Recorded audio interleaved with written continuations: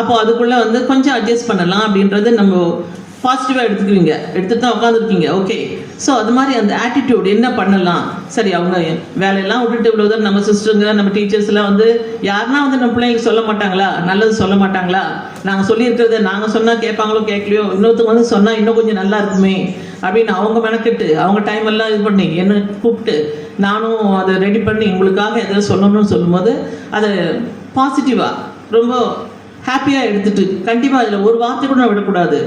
யார் சொன்னால் நல்லது, யார் சொன்னாலும் நம்ம ஃபுல்லாக எடுத்துக்கணும் அப்படின்ற மனப்பான்மையோட உட்காந்து அந்த ஒழுக்கத்துன்றது பேஸாக வச்சிங்கன்னா ஒன்று யாரும் சொல்ல முடியாது.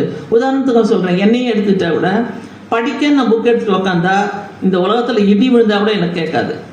படிக்கிறதுன்னு இப்போ இல்லை, காலேஜ் படிக்கும் போது இல்லை, ஸ்கூல் படிக்கும் போதே படிக்கிறதுன்னு புக்கை திறந்தா என்ன டிஸ்ட்ராக்ஷன் வந்தாலும் என்னை அசைக்கவே முடியாது. அதை முடிச்சுட்டு அந்த புக்கை எடுத்து வச்சுட்டு தான் அதுக்கப்புறம் திரும்புவேன். ஸோ அந்த ஒரு